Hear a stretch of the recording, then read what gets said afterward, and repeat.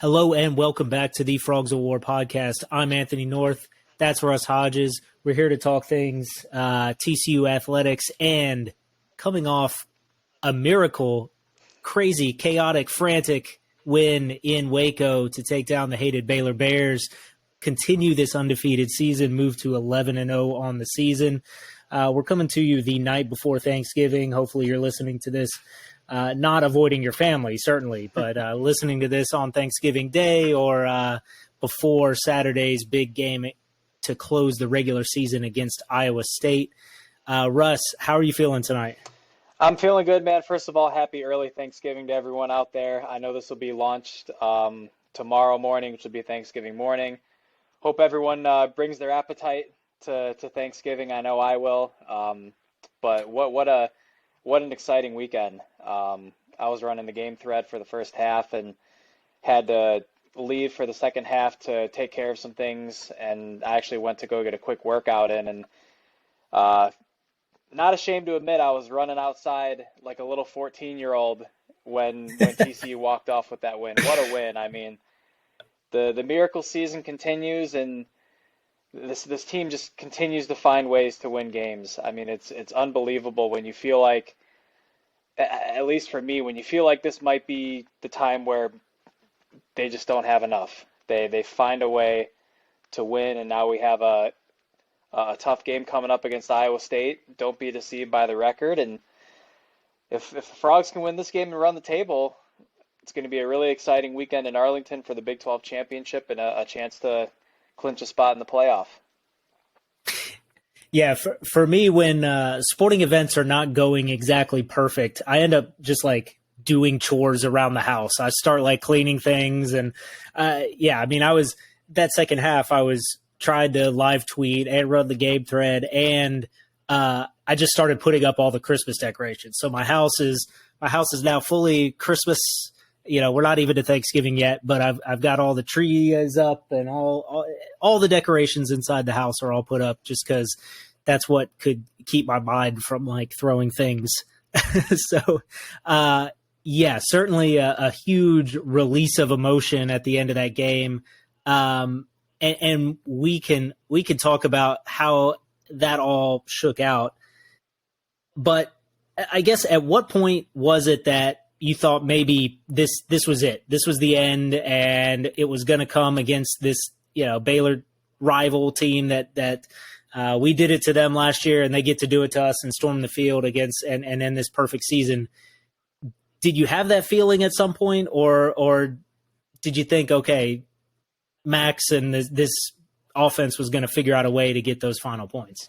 Yeah, I think overall my confidence at halftime didn't really waver a whole lot. Like in the Texas game and the Texas Tech game, I felt pretty confident throughout that TCU was going to win those games, albeit winning a little bit uglier than we had seen earlier in the season. But I feel like at halftime I was still pretty confident that TCU would find a way to pull it out. But when Griffin Kell zoinked the extra point, that's when I started to worry a little bit, because in a close game on the road against a quality opponent, those are the mistakes that you can't make. And when that happened and Baylor comes, lo and behold, they go right down the field, score, kick the extra point to take a 1-point lead, and then they score another touchdown shortly after that. It's 28-20 when it was just 28-14, and now you're like, this might be the straw that broke the camel's back. And you had Quentin Johnston going out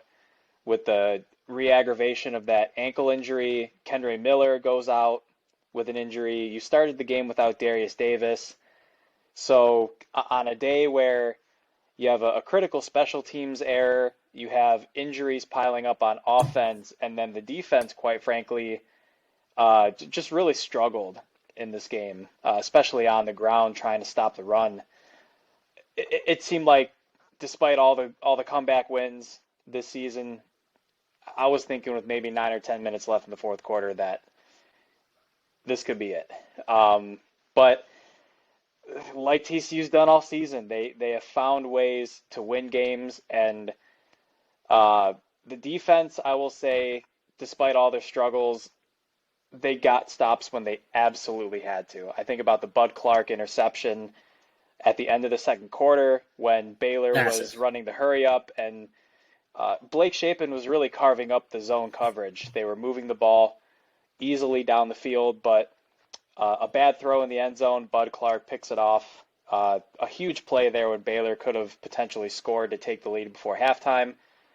And then forcing the 3 and out in the fourth quarter with Baylor had 28-26. The defense comes out.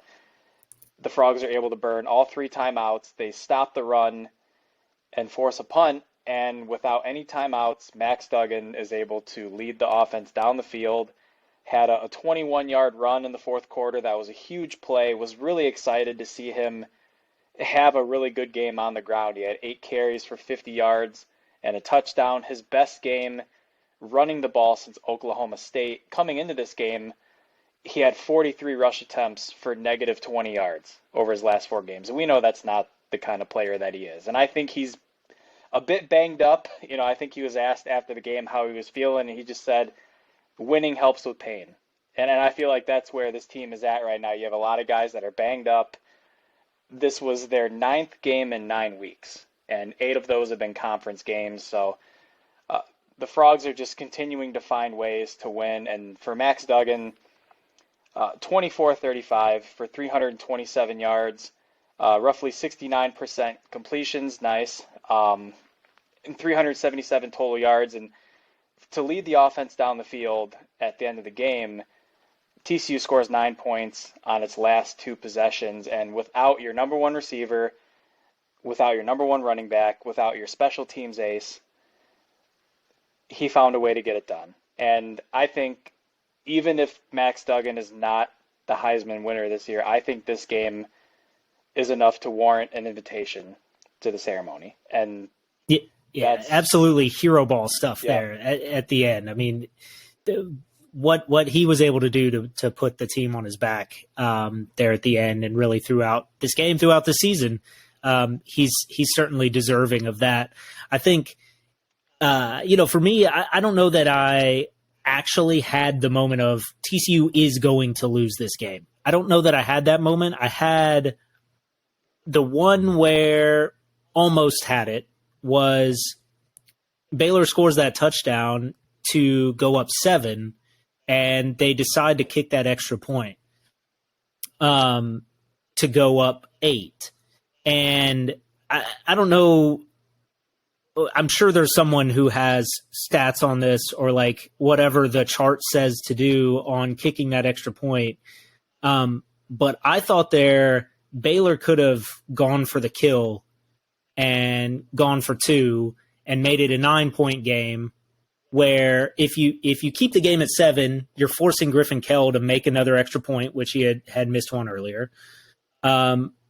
And if you go to 8, you're not putting away TCU there. So at that point, with it still just 1 possession, I was still pretty confident. And even with DeMarcado's touchdown that then led to the 2-point conversion, that probably was not a great delivery from Max to him there.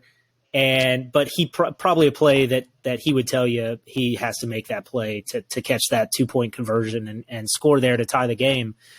Even after missing that, with all the timeouts left, and with Baylor really kind of turtling up there towards the end,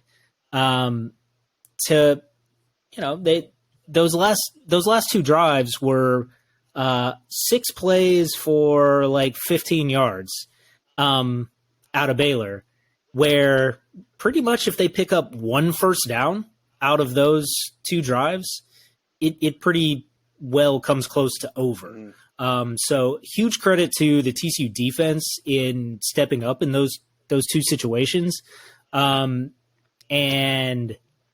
forcing those punts, because certainly Baylor had every opportunity to take the game and close things out, and just wasn't able to do it. Whether that's, I think Baylor fans were a little upset at Shapen on that last play before the punt, where he definitely had somebody wide open and decided to scramble it and attempt to pick up the first down that way, but only got like 7 yards and needed 10 or 12.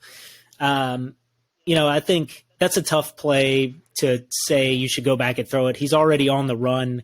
If you throw an incomplete pass there, you save a timeout for the Frogs and you pick up no yards and you're still giving the ball back to TCU. Certainly, maybe Shapen would like to have that one back, but I think that's probably being a little too hard on him from the Baylor fans, saying that that's a play he's got to make. I think that's a tougher play than it looks when you take a screen grab of seeing a guy wide open. But he's being chased by the TCU defense there.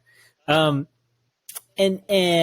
I guess to the otherwise on the TCU defense, I mean, first half forced 0 punts. Mm-hmm. The only way TCU got the ball in the first half was after a kickoff from a touchdown, a missed field goal, a turnover on downs, and that interception in the end zone from Bud Clark. It was not a great performance from the defense in the first half, and a lot of that though is Baylor was really scheming things up out there. That run game that they had working. Had some crazy things being thrown in there, really difficult to stop, really putting TCU in some bad situations. And we've talked about that quite a bit this season where, opposing offensive coordinators are able to scheme ways to get space on this TCU defense. I think a lot of that is the safeties and the linebackers are not the greatest in pass coverage, but then also – with that 3-3-5, you're leaving a little bit of open space to create in the run game as well. So they tightened up in the second half, forced those punts, and there's nothing really that we could say that could overstate how amazing that end of the game was. I mean, it's insane. I can't believe it worked. I mean, once they run that play with DeMarcado, no timeouts left, and it's third down, I thought there was no way they weren't going to screw it up. I don't know. Yeah. What was going through your head? Well, I know Sonny Dykes talked after the game about how that is something that they practice. They call it their bazooka package. I don't know if that's facts or cap. I'm going to go with Coach Dykes because we are TCU guys, but for Griffin Kell, I'm sure that was an awesome moment after a mistake, missing the extra point. And in that situation, as a player, I think you don't even have time to really think as you're going onto the field. It's run onto the field and kick the ball. And that ball was perfect. It was right through the couldn't have been more perfect of the goalposts. Yeah. And direct hit. And also Jordy Sandy, I think, deserves some credit too for getting the unit set up and making sure Griffin Kell was good to kick the ball. They didn't rush it. They had a few seconds to spare before they got that kickoff, and it was a good hold, good snap, good kick, and the fans were right on the wall, right on the wall. They were ready to jump. Field, but TCU sent the Baylor fans home sad, and you brought up the defense early in the game. It really felt like the Kansas game at times where, Kansas was using a lot of pre-snap movement, a lot of misdirection offensively to throw the Frogs off. But a lot of that was to get guys open in the passing game, using some of those tight ends who wound up wide open over the middle of the field. In this game, it was Baylor using that pre-snap movement and that misdirection to run the ball. You had a lot of counter plays that Baylor ran. And it didn't seem to matter if it was Squirrel Williams or Quaylon Jones or even Blake Shapen escaping a couple times and picking up some yards. They just imposed their will up front. And I know we talked on the podcast last week about Baylor's offensive line and the metrics favoring them as one of the better units in the conference. So TCU's defensive line definitely lost that battle at the line of scrimmage in the first half. And then in those third and long situations, I want to say there were at least four plays in this game where Baylor had a third down and 10 or more yards. The first play, I believe, was a 3rd and 12, and Miller Bradford falls in coverage. Baylor picks up 41 yards on a deep pass play and gets a first down. 3rd and 16, they pick up 15 yards. The Frogs get the stop on 4th and 1, but that was a theme throughout the game too. When the Frogs had Baylor in 3rd and long, obvious passing situations, the Bears got huge chunks of yards downfield, and that just can't happen. The Frogs tried to blitz. They couldn't get home on any blitzes throughout the game. I think you have to give the Baylor offensive line, again, credit for holding up there. But you got to be able to get off the field in those kinds of situations. And it seemed like the defense really struggled to do that in this game. And it'll be something that the Frogs have to adjust moving forward, because Iowa State is a team that is going to want to throw the ball quite a bit as well. Hunter Dekkers ranks near the top of the conference in passing yards and passing touchdowns, and considering they haven't had much success on the ground, they could very well be in some similar situations. So hopefully we'll see some adjustments there defensively. And then on the offensive side of the ball, Kenray Miller only had 41 rushing yards in this game on 10 carries, and it was just a tough day on the ground. I think this was one of the biggest challenges this season for TCU running the football. But what I was encouraged with was, we talked on the podcast last week, maybe getting away from some of the side-to-side quick passes out to the perimeter and getting some of the running backs involved out of the backfield in the passing game. And I looked at the numbers after the game. Trent Battle had 2 catches for 20 yards. Miller had 2 catches. DeMercado had 2 catches. So your running backs combined had 6 receptions in this game. That's something I think is going to help Max feel a little more comfortable, especially with the health of some of these receivers. Quentin Johnston, Darius Davis, Tay Barber, their status in practice this week and for Saturday's game are all kind of up in the air right now. So if you can't really challenge a defense down the field, maybe using some of those guys out of the backfield, taking advantage of their athleticism and allowing the quarterback to make some easy throws could help the offense out as a whole. Yeah, the 3rd and 4th down defense is both, I don't know, it feels both encouraging and discouraging, because on one hand, you're forcing 3rd and longs, you're forcing 4th downs. That's good, but you're still not getting off the field, at least against this Baylor team, not able to get off the field on those big 3rd downs, on those 4th downs. I don't know. I guess it's just something to watch on, can this TCU defense turn those 3rd downs into punts instead of turning them into 4th and short enough that the other team is going to go for it.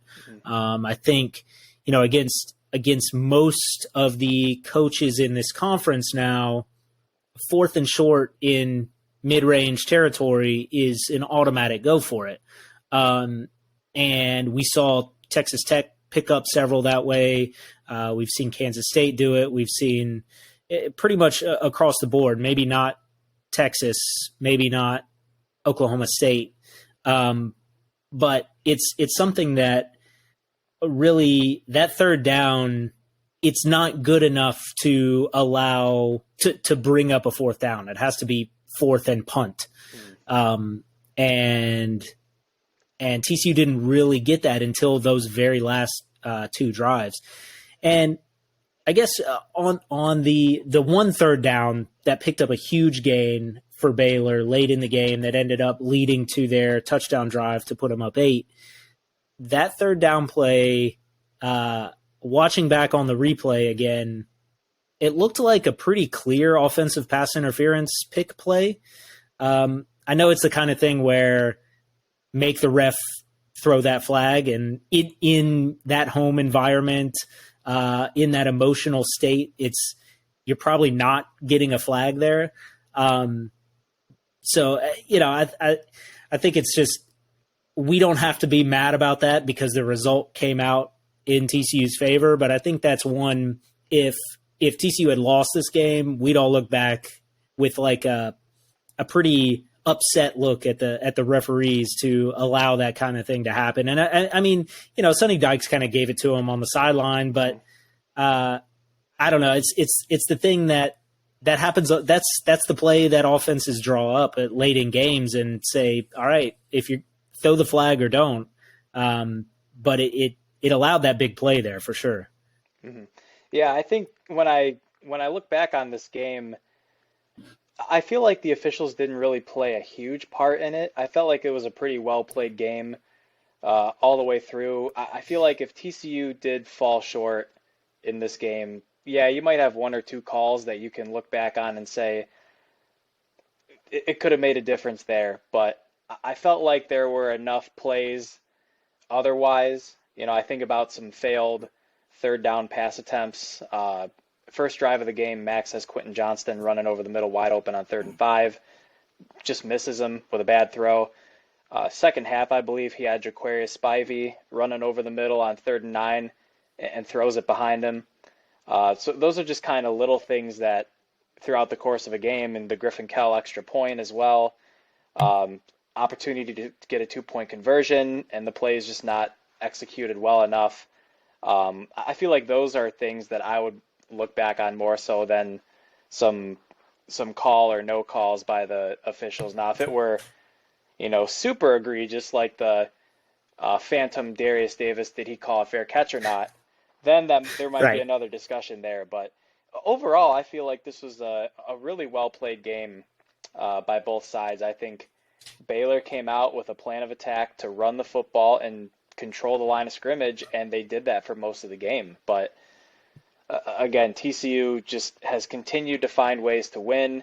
I think they're starting to get a little bit more respect nationally for that, and I think Max Duggan is starting to get some respect as well for how he led this team back in the fourth quarter. And listen, from someone that didn't think Max Duggan was going to be the starter when the season began, someone who has had serious doubts about whether or not Max can be a high-level quarterback for this football team, someone that has seen the flashes of the potential over the last 3 years, I'm all in on the Max Duggan hype train now. I am on board. I am ride or die with this kid because I think the toughness, the leadership, and just the ability to make it happen when you feel like the Frogs might finally be down and out. I feel like you gotta continue to roll with him no matter what. As someone who's gone back and forth at times about if he struggles, maybe do you try Chandler Morris here or there? This is Max's team. I think this win proved that this is Max's team for the rest of the season, and I am on board with it. I am rolling with it. Yeah, man, there's no doubt about that. I mean, he's not just playing at a high level; he's playing at a Heisman level, and it's pretty incredible to see. And it's not what we expected coming into the season, but it's been quite something. And he did have a little bit of jitters, I think, to open this game. I think that first drive he had some happy feet. He felt the pressure in the pocket, wasn't getting set, wasn't hitting the throws in that first couple drives, and clearly settled in, had a couple deep balls that I think it was Quentin Johnston hauled in that kind of got him back in the flow of the game early. That's the kind of thing that he needs early is to, all right, you just chill out. You've got this. You're still the man. It's all good. And he kept that attitude throughout and right there to the last drive. I mean, man, I was really hoping he broke that run that got him down there inside the 30 into field goal range. And I was just hoping he'd just keep trucking, just take it all the way to the end zone. Just talk about a Heisman moment. That would have been quite something. And to his Heisman chances at this point, I mean, I think we do have to talk about it. He's like fourth in the betting odds. He's right there in the mix, very likely at this point if TCU continues this season this way to make his way to New York, it's probably still, I don't know. Caleb Williams had quite a game to take down UCLA last week. He's probably one or two, and then CJ Stroud is just putting up crazy stats against probably not great competition. We'll see what happens in that big game this week. That could send that in one direction or another. Anything else on the Baylor game before we move on to other things elsewhere in college football? I think the only thing I'll really add is that with the win, TCU eliminated Baylor from Big 12 title game contention. Coming into the weekend, it was Baylor, Texas, Oklahoma State, and Kansas State all vying for that last spot. Baylor losing, now they're out of it. And just taking a quick look here at the Big 12 scores from this past weekend, Oklahoma exploding in the first quarter of the Bedlam game. Spencer Sanders throws 4 interceptions, and Oklahoma State loses 28-13. So the Cowboys are out of it now, and it's going to be between Kansas State and Texas this coming weekend to decide who TCU is going to face at AT&T Stadium. Kansas State going on the road in a wild shootout in the first half. 2 pick sixes in the first half of that game. Kansas State wins it, though, 48-31. Texas destroying Kansas despite Jalen Daniels coming back from his injury.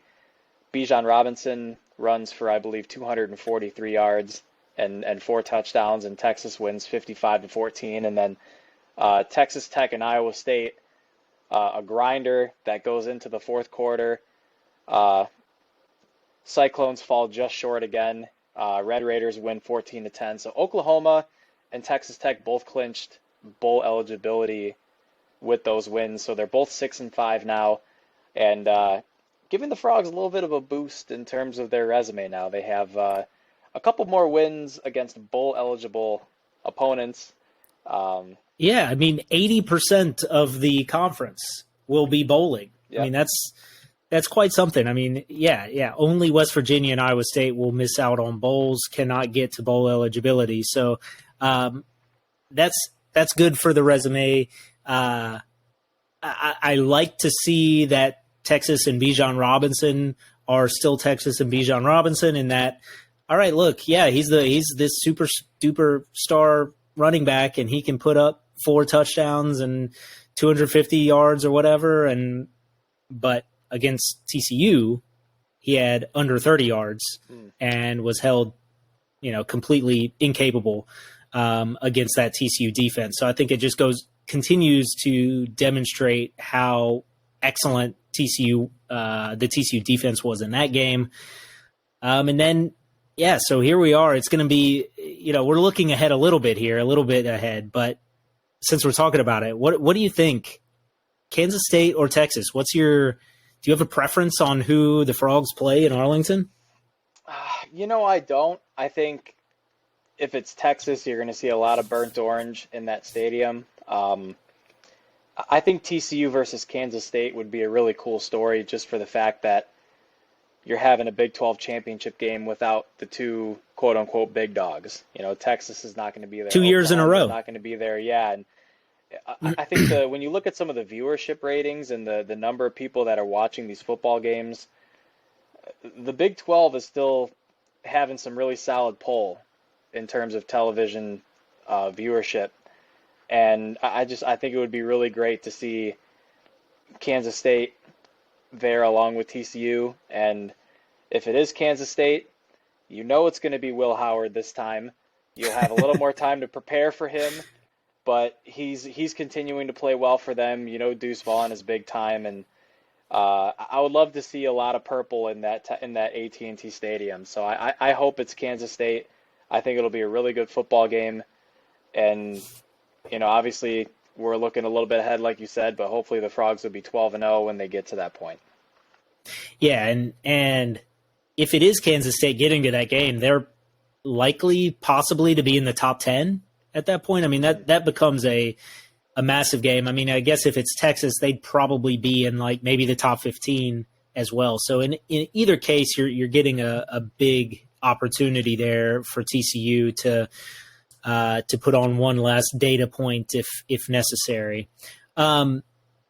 Speaking of data points and the national picture, so Tuesday's college football playoff rankings, not much changed up top. Nothing changed up top. TCU held at number 4 as Michigan took a very close call as well, similar to the Frogs, needing that late field goal to take down Illinois and remain undefeated, while Ohio State, the final score looked more lopsided than it was. Maryland had the ball down by 6 late in that game with an opportunity to go maybe take the lead, but instead threw an interception or a fumble or something, and that was returned that was caught in the end zone, and that game was over.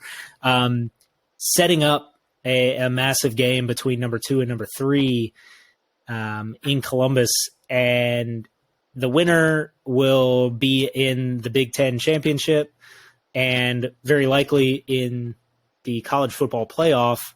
The loser's still alive, but likely if TCU keeps winning, TCU would jump into that 2-3 game and maybe avoid Georgia. I don't know. Again, we're talking too far ahead. There's a lot to. We'll talk about Iowa. Don't worry, folks. We'll talk about the Iowa State game in a moment. But just obviously, that's a huge game. That's the number 1 game on everyone's calendar. Looking ahead for this weekend, what do you think? Do we have a preference resume wise? Or is it just we know one's going to win, one's going to lose, and they're both going to have very strong resumes, and probably a committee ends up putting either with 1 loss ahead of TCU with 1 loss if it comes down to it? Yeah, I think, first of all, over the weekend, I don't think any of the top 4 teams really looked all that great. You mentioned Ohio State was in a pretty close battle at Maryland. Terps had a chance maybe to make something happen at the end of the game, but Little Tagovailoa burps up the rock in his own end zone. It goes for a touchdown, and Ohio State walks away with that game. Michigan needed 3 fourth-quarter field goals to knock off unranked Illinois, and then Georgia was the Dogs were in a dogfight, literally, with Kentucky. So not surprised the top 4 stayed the same. I think LSU still being ranked above USC is a bit surprising. I was shocked. Considering SC just knocked off a ranked team in UCLA on the road. Caleb Williams is playing like arguably the best player in college football right now. And you would think that with Utah and Oregon and Washington and Oregon State and UCLA, like all these Pac-12 teams are ranked, the committee must value that conference competitively to some degree, right? But for whatever reason, they're still behind LSU. USC and Clemson, I feel like, are kind of just lurking right now. I feel like Clemson has a good chance to win out. Now, I know South Carolina just boat raced Tennessee, and I feel real bad about what happened to Hendon Hooker. Hopefully he gets healthy soon. But I think Clemson has a fairly decent shot at winning the ACC championship. USC is going to have a huge game coming up against Notre Dame this weekend. I think that's going to be the second biggest game on the docket behind the big one, Michigan, Ohio State. And I think for that game, I personally don't have much of a preference as to who wins it, because I feel that whoever wins that game is going to play Iowa in the Big Ten championship and be a heavy favorite. The loser, I think, with 1 loss would probably be behind USC and Clemson. I think that team that team wouldn't be a 1-loss conference finalist. They would be a 1-loss at-large team. So I think if whoever loses that game is going to be in the background and in need of some serious help. TCU would have to lose. USC would have to lose. Clemson would have probably to lose. All 3 of those would have to lose. Yeah. I think that's what it should be. Who knows what a committee will do, but I totally agree with you. I think that, and then again, that's assuming that Georgia beats LSU, which I think is a fair assumption. But that's LSU could win that game and pretty much force 2 SEC teams into the playoff, and then you're really fighting. But yeah, the loser of the big game, plus if USC and Clemson win out, will be an interesting discussion about which teams get in. And, hopefully TCU, we don't have to worry about any of that, and the Frogs will just keep winning, and we don't have to really be on edge when it comes to that selection Sunday in a couple weeks after the Big 12 championship game. So the next first step for the Frogs is to take on Iowa State this Saturday at Amon G. Carter Stadium, 3 p.m. Get to close at home against Iowa State in a playoff race. We saw this in 2014, and TCU stomped on them, and it didn't end up mattering whatsoever. So, I think I have a feeling this game will not go quite in that way. I don't know that this TCU offense is, the Trevon Boykin, Josh Doxson at full health, full steam level. I think it's going to be much more of a let's get out of here with a win. And Iowa State is much better in 2022 than it was in 2014. Mm-hmm. And, being that defense that the Cyclones will bring into this game is certainly scary, certainly capable of containing everything that the Frogs are trying to do on offense, and capable of pulling this big upset and ruining TCU season. So the Frogs will definitely have to be on point to not allow that to happen. You got to score points. Those drives need to turn into touchdowns, and don't let anything weird happen out there. I mean, I think Iowa State games tend to have something weird in the special teams department. Usually not good for the Cyclones, but in any case, I don't know. I think it's just don't give them any free points in this game, and get yourself out of there and into Arlington with an undefeated regular season. I think that has to be the goal here, obviously. Yeah, I think this is a game that some people in the national media, or those who don't pay close attention and watch a lot of Big 12 football, will look at the record and say 11-0 versus 4-7, best in the conference versus worst in the conference. This should be a fairly easy matchup, but Iowa State is the number one defense in the Big 12. They only give up 16.5 points a game.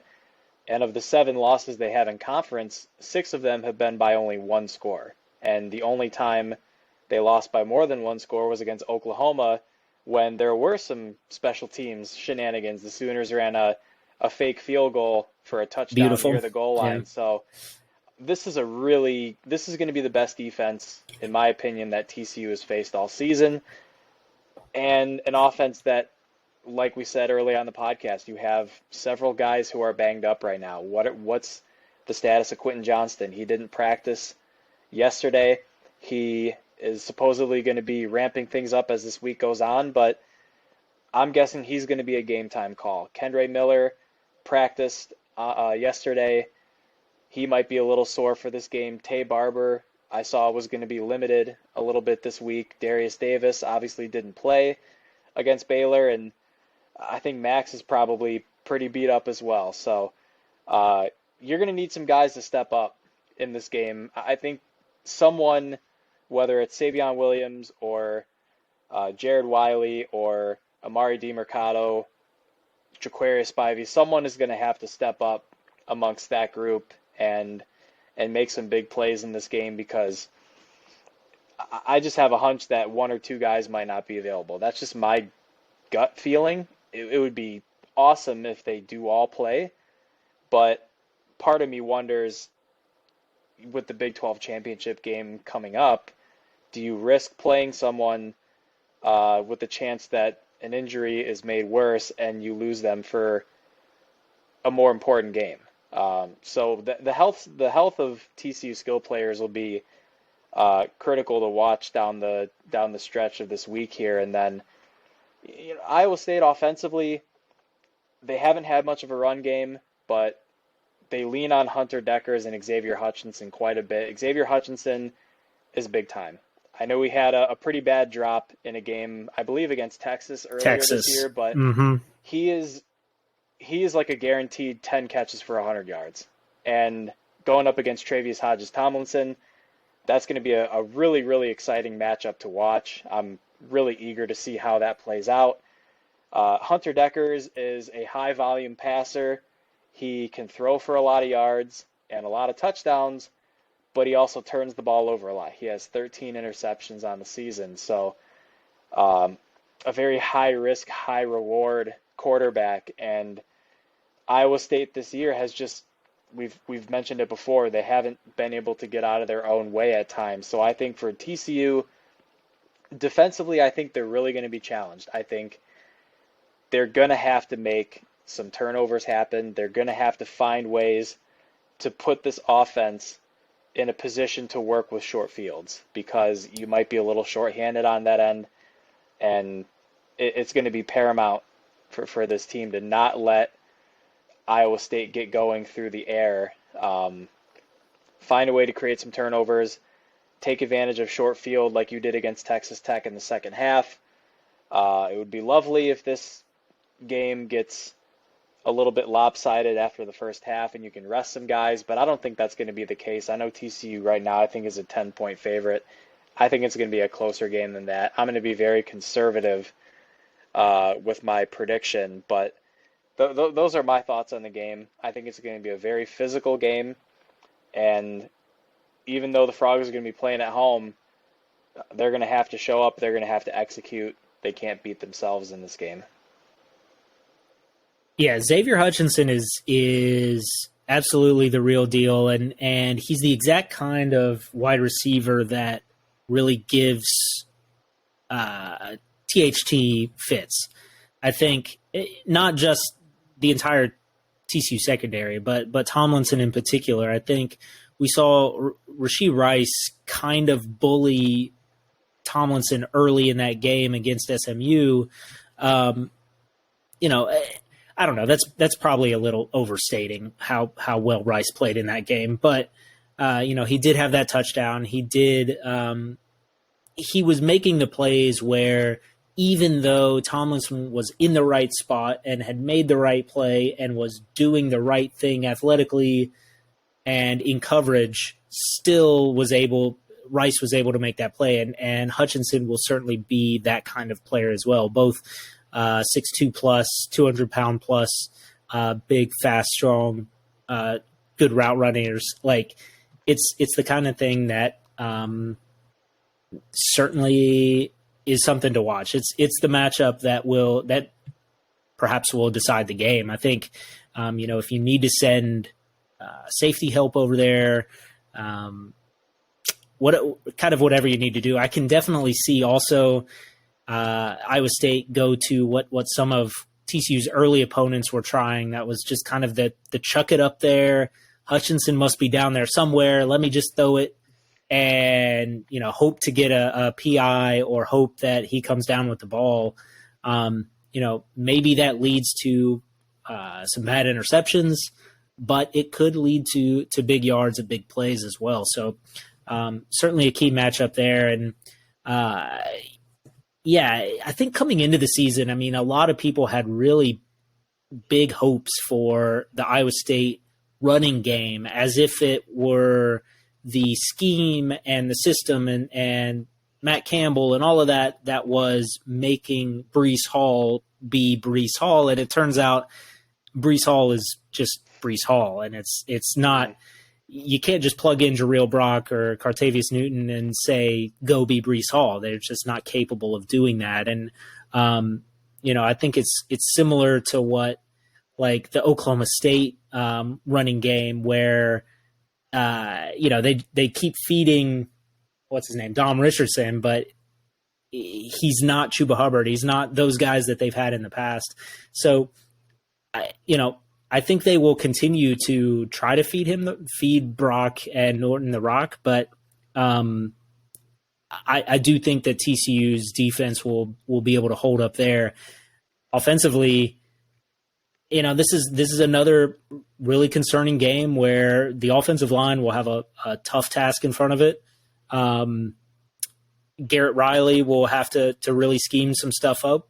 particularly if a lot of that skill talent is out. I mean, it's going to be very difficult to, I'd love to say this is the Blair Conright game. This is the game where he comes out and becomes the guy again, and maybe, but we haven't really seen it this season. And, it seemed like he and Max had a connection back a couple years ago or over the last 2 seasons. And this season there's been nothing there. So maybe they can get on the same page. And maybe we see a lot of Jordan Hudson again. Finally, I think we'd love to see the freshman have a big breakout game.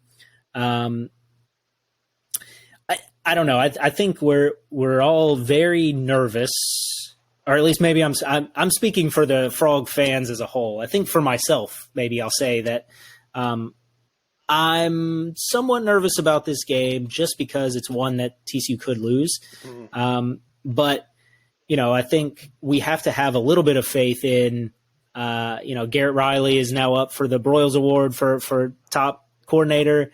I think that's deserved. Joe Gillespie has earned some grace and faith in what he's doing defensively, and so is this team as a whole. So I do think if we're going to go ahead and jump ahead to predictions, I think TCU comes out and does win this game by making a statement, scores enough points offensively to really separate. And whether Iowa State scores some points late or, maybe it's close into the fourth quarter and TCU kind of grinds it down and gets a couple scores. But I do have the Frogs winning 34-17 as my prediction on this game.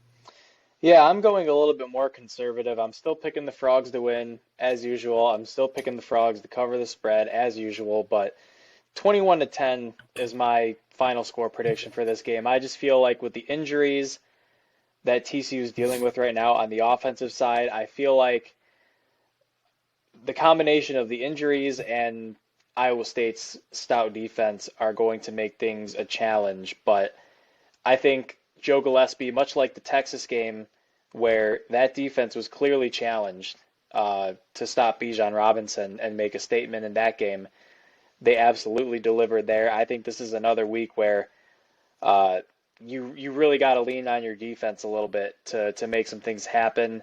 I think the Frogs will do that. I think they'll make enough plays on special teams to get into some good field position. 21-10 is my final score prediction. Frogs will finish 12-0 and go into the college football playoff rankings next Tuesday as the number 3 team in the country after whoever loses the big one up north.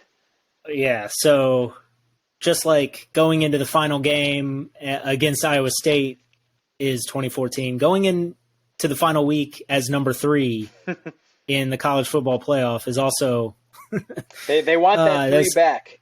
It's coming full circle. Oh man, yeah, I know. There's a lot of parallels. I think this last week, this Baylor game really it felt like it exercised some of the demons of certainly 2014's game in Waco, but also the 2008 game, against Utah, where it included a missed kick that didn't. The defense was not able to make a stand late in that game to give the opportunity to win and go to that Sugar Bowl 2008 year. So I think we're clearing out all of the ghosts and everything is all good moving forward. Elsewhere in the Big 12, really the games of importance are Kansas State 12-point favorites in Lawrence against Kansas, and Texas in Waco 8.5 points. So both of the teams vying for the Big 12 championship on the road, both are favored. I think that's right. Are they both on the road? I don't know. In any case, both are favored. What do you think here? Kansas State go ahead and take care of the Jayhawks and meet the Frogs in Arlington? Yeah, both Texas and Kansas State are at home. I think Kansas still trying to sort of figure things out. Jalen Daniels just coming back. Baylor might be looking for a little bit of revenge after losing a tough one to TCU. I think Kansas State, both Texas and Kansas State, I think will win. but obviously the Wildcats having a one-game advantage in the conference standings will clinch a spot in the Big 12 game against TCU. Oklahoma State playing host to West Virginia. Not really sure what to expect there. Spencer Sanders just does not look like himself right now. JT Daniels. Or does he? Does he not? Does he not look like himself? Okay. They've had three different quarterbacks play over the last 4 weeks. I don't know what to expect from Oklahoma State with the way the season has gone for them and all the injuries. But West Virginia benched JT Daniels for Garrett Green. He's kind of a high-risk, high-reward player as well. Hopefully that'll be entertaining. I'll go ahead and just pick Oklahoma State for the sake of for the sake of making TCU's resume a little bit stronger there. And then Texas Tech and Oklahoma, Red Raiders hosting the Sooners, who are 2-point favorites. I'm going to go with the upset here. I'll go with Texas Tech. Put the first quarter aside, Oklahoma didn't look very impressive in that Bedlam game. I think defensively they stepped up, but Dylan Gabriel just collectively hasn't been as sharp this season as I thought he would. I thought he was going to come into this system like some of these other quarterbacks have over the last few years and really just kind of light it up. And I'm not saying Dylan Gabriel is in the same category as Jalen Hurts or Kyler Murray or Baker Mayfield, but he's had a really successful career and he's been a high-level player. So I'm a little disappointed, I guess, with the kind of season that he's had. And Texas Tech coming off a uncharacteristically difficult performance offensively against a tough Iowa State team. I think they're going to blow this open against a pretty mediocre Sooner defense. I'll take Texas Tech. Yeah, on that one, I think I'm going to take the other side. I mean, yes, I think for Dylan Gabriel, he wasn't coming into the Lincoln Riley system. So, it's a tough standard to hold up to what Kyler Murray and Jalen Hurts and Baker Mayfield had done. But Oklahoma's just they're a better football team, and I can't put aside that first half. I think that first half becomes two halves in Lubbock, and they take care of business there. In any case, yeah, we've got 8 teams from the Big 12 are going bowling. Really now it's kind of jockeying for that position of who goes to which bowls and who ends up in Arlington against the Frogs. So should be a pretty interesting close to the season in the Big 12 if not any massive stakes on the table outside of the Wildcats and Longhorns. All right. I think that's all for football for now for the week. On the other football, we've got the World Cup going on, so we've been watching soccer, but TCU soccer season came to a close this past week. So they did win in I guess the second round against Michigan State. Took a 1-0 win on the road. The second round and third round were played in South Bend, Indiana. At host Notre Dame, who is the 1 seed. This game against Michigan State, they had to clear the field of inches of snow. It was freezing and pouring snow throughout the game and looked like a miserable time all around. But TCU went ahead and scored in the opening minutes. Cam Lancaster took a pass from Shalen Hubbard right at top of the box and just took the left foot laser into the net. It was awesome. They celebrated and then got to defend for the next 85 minutes and close that game out against I guess they were the 4 seed in the bracket, but Michigan State went into the tournament as number 6 overall in the rankings. So certainly it was a tough contest that the Frogs came out on top in regulation there, but in the second matchup in the Sweet 16. So winning that game, though, TCU advanced to the Sweet 16 for the 3rd consecutive year. One of those years winning and going to the Elite Eight. So this program is certainly one of the best in the country and continues to really put on a great show for the Frogs. But in that Sweet 16 game, did end up losing to Notre Dame 2-0. Notre Dame really plays kind of a similar style to the Frogs, a lot of possession, but really were able to do it better than TCU in that game, just really held possession and then took advantage of its opportunities where TCU wasn't able to. TCU had a couple of really great shots that had one header off the woodwork there, and another just excellent save from the Notre Dame keeper where Peyton Cruz sent a long shot that was destined for the corner of the back of the net, and just a brilliant save from Notre Dame. So tough way to go out, but another season to be proud of for TCU soccer. Yeah, and TCU volleyball keeping up the success as well. We talked about volleyball on the podcast last week, getting a win against West Virginia. Following that up now with a 3-1 win over Kansas State at Schollmeyer was the senior night match for the Frogs, and defeating Kansas State 3-1. Frogs are now 15-10 overall and 10-5 in the Big 12. This is a school record for most wins in a season in the Big 12. Just a really tremendous turnaround for a program that had been kind of scuffling for a few years, but Jason Williams in his first year as head coach has really helped turn this thing around. Just some notable performances from this game. Audrey Knowles had a double-double with 14 kills and 17 digs in the back row, so a really solid all-around performance from the outside hitter. Michaela Myers and Jalen Gibson both really stepped up defensively, combining for 20 kills and 13 blocks in this game. So really solid stuff there. Callie Williams, a senior, had 37 assists to facilitate that offense along with 14 digs, so a double-double for her. And Mackenzie Nichols, another senior who had been a starter, had 11 digs in this game as well. So really, really good stuff from TCU Volleyball. They will have one match remaining, I believe, against Oklahoma. That'll be on Saturday. That'll close out the regular season. If they do have some postseason stuff coming up after that, they will find out what their fate will be there after that match. But one last match in Big 12 play, so hoping to continue to hear some great things on the volleyball court. Yeah, and sitting in third in the Big 12 conference is pretty remarkable. I mean, it's hard to crack that top two. Texas and Baylor are kind of juggernauts of the sport, but to sit there third is, it's been a very impressive season in his first year in the job.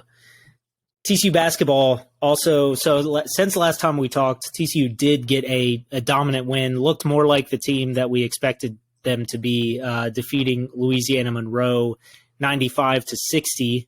And it really just finally kind of making shots and not allowing shots to be made on the other end. I mean, it sounds simple, but man, they had not been able to score to open the season. And Mike Miles went crazy, but still kind of hampered with that injury going into this Emerald Coast Classic in the Destin, Florida area through this Thanksgiving weekend. And their first game is against Cal, and Cal is having a terrible season. They have lost 5 games. They've lost all their games so far. They're 0-5. Those games are all against also pretty terrible competition. One game against Kansas State that's kind of acceptable, but man, just a really very poor start to Cal's season, which sets up for TCU has got to win this game. They've got to be impressive in this game. It's Friday night, 8:30 p.m. on CBS Sports Net. So if you have that in your cable package, definitely check out the Frogs. They have to win this game. I mean, it's a massive one. As far as like TCU can't drop another one of these non-conference gimme games. They just can't do it, having already suffered the loss to Northwestern State. So the resume is already kind of teetering on edge with that loss, and this would probably end up qualifying as another Q4 game that even at a neutral site TCU just has to win. Yeah, and TCU falling out of the top 25 rankings after that loss against Northwestern State when they were ranked number 15. I hope that doesn't sit well with the guys, and I hope they come out and really play well. You started to see it finally against Louisiana Monroe. Emmanuel Miller has been really solid all around. I think you could argue that he's been TCU's best player this season. I know Mike Miles had a crazy game against Lamar, but dealing with a little bit of a bone bruise in his foot. Hopefully he gets back sooner than later.